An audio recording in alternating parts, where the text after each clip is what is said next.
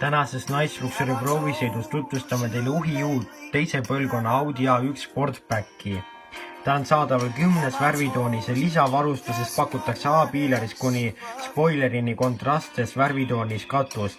Tal on 18-tolised valuväljed ja legendaarset Audi Sport Quattrot jäljendades on LED esi- ja tagatuled tumedaks toonitud.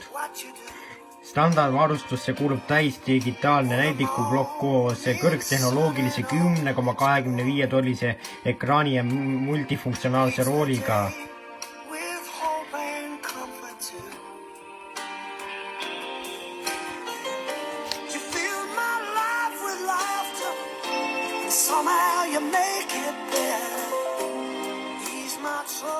Ja tal on esivedrustuse MacPhersoni tüüpi ja sõidurealt kõrvale kaldumise hoiatussüsteem aitab juhil kiirusel üle 65 km/h autot sõidurajal hoida ja radar järgib talle ümbruskonda ja kui midagi kriitilist näeb, siis annab sellest teada.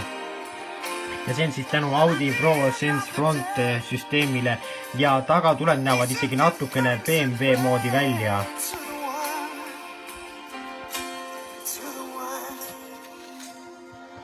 Have I told you lately that I love you?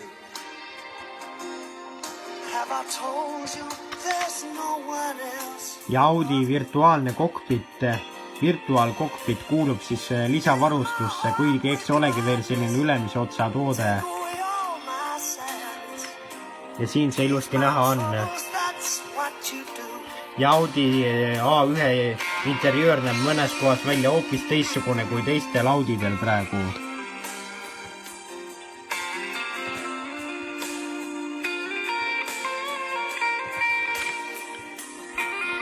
Radaril põhineb ka siis adaptiivne püsikiirushoidja ja sees on olemas LED-elementidega valgustus ja pakiruum on suurenenud siis 65 liitri võrra ja nüüd on seal mahtu 335 liitrit, mis on sellise luukpära kohta siis täitsa normaalne. Audi A1 30 TFSI 6-käiguline manuaalkäigukastiga versioon 85 kW ja 116 hobujõuga maksab 21 350 eurot. 7-käiguline automaatkäigukast maksab siis versioon maksab 23 000 eurot. Ja Audi A1 35 TFSI 110 kW ehk 150 hobujõudu maksab siis 25 950 eurot.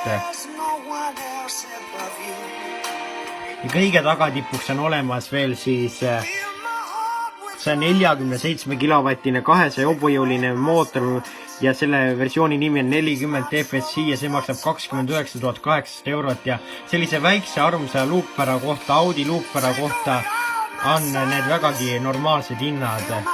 Selline on uus Audi A1 Sportbacki teine põlvkond, mis on vägagi hästi õnnestunud. Meie kohtume teiega juba järgmisel nädalal. My life with gladness, ease my troubles, that's what you do.